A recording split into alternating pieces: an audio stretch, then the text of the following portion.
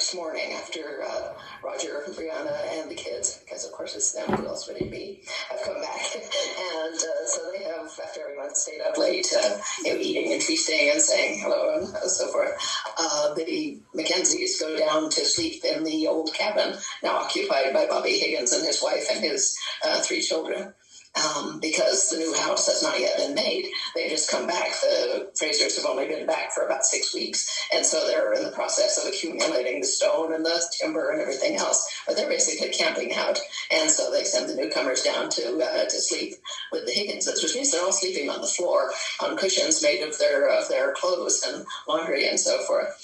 And Roger wakes up, just before dawn because Brianna has got up and is dressing in a set of her father's hunting clothes, and she's going hunting with him.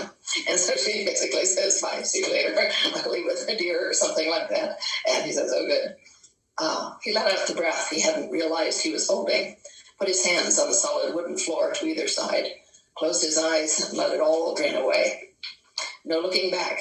They'd made their decision, and they'd made it here, to sanctuary. So now what? He lived in this cabin once for a long time. Now he supposed he'd build a new one. Jamie had told him last night that the land Jamie had given him was still his, registered in his name. A small thrill of anticipation rose in his heart. The day lay before him, the beginning of a new life. What should he do first? Daddy, a voice with a lot of spit whispered loudly in his ear. Daddy, I have to go potty. He sat up smiling, pushing cloaks and shirts out of the way. Mandy was hopping from foot to foot in agitation, a small black bird solid against the shadows. Hi, sweetheart, he whispered back, and took her hand, warm and sticky. I'll take you to the privy. Try not to step on anybody. Mandy had encountered quite a few privies before and wasn't put off by this one. When Roger opened the door, though, a huge spider dropped suddenly from the lintel and hung swaying like a plumb bob, inches from his face. He and Mandy both screamed. Well, she did. His own effort was no more than a croak, but a manly croak at least.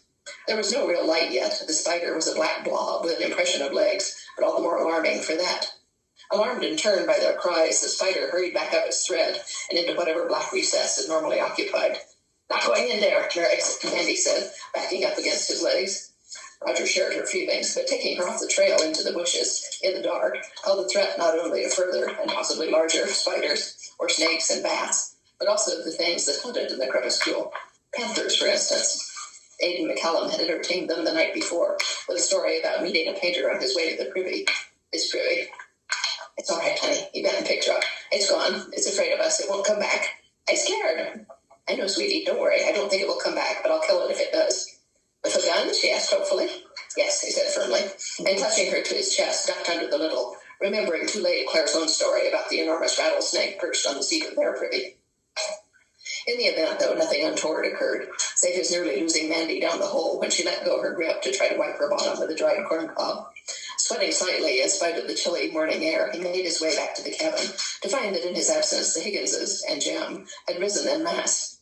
Amy Higgins blinked slightly when told that Brianna had gone hunting, but when Roger added that she had gone with her father, the look of surprise faded into a nod of acceptance that made Roger smile inwardly. He was glad to see that himself's personality still dominated the ridge, despite his long absence. Claire had told him last night that they'd only come back from exile 6 weeks before. Are there many new folk come to settle since we were last here? He asked Bobby, sitting down on the bench beside his host, bowl of porridge in his hand. A more of them, Bobby assured him. 20 families at least. A bit of milk and honey, creature? He pushed the honey pot companionably in Roger's direction.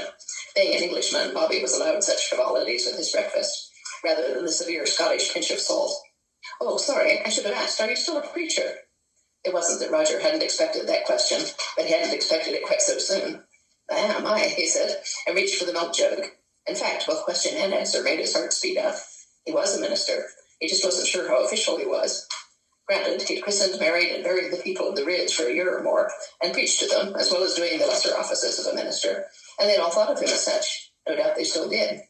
On the other hand, he was not formally ordained as a Presbyterian minister, not quite. I'll maybe call in the new folk, he said casually. You can, whether they're any of them Catholic or otherwise. This was a rhetorical question. Everyone on the Ridge knew the nature of everyone else's beliefs, and weren't at all shy of discussing them, if not always to their faces. Amy plunked a tin mug of chicory coffee by his bowl and sat down to her own salted porridge with a sigh of relief. 15 Catholic families, she said, 4 of them Presbyterians and 1 Blue Light. You want to watch out for the unfolk preacher. Ori, she sprang up just in time to interrupt 4-year-old Ori, who had been stealthily, if unsteadily, lifting the full chamber pot above his head, with the clear intent of emptying it over Jem, who was sitting cross-legged by the fire, blinking sleepily at the shoe in his hand. Startled by his mother's cry, Ori dropped the chamber pot, more or less missing Jem, but decanting its fetid contents into the newly stirred fire, and ran for the door. His mother pursued him, pausing only to snatch up a broom. Enraged Gaelic shouts and high-pitched yelps of terror receded into the distance. Jem, to whom morning was anathema, looked at the spluttering mess in the hearth, wrinkled his nose, and stood up. He swayed for a moment, then ambled to the table and sat down next to Roger, yawning.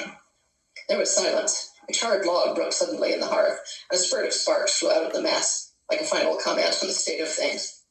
Roger cleared his throat. Man that is born of woman is full of trouble as the sparks that fly upward, he observed. Bobby slowly turned his head from contemplation of the hearth to look at Roger. His eyes were smoke-reddened, and the old M brand on his cheek showed white in the dim light of the cabin. Well, preacher, he said, welcome back.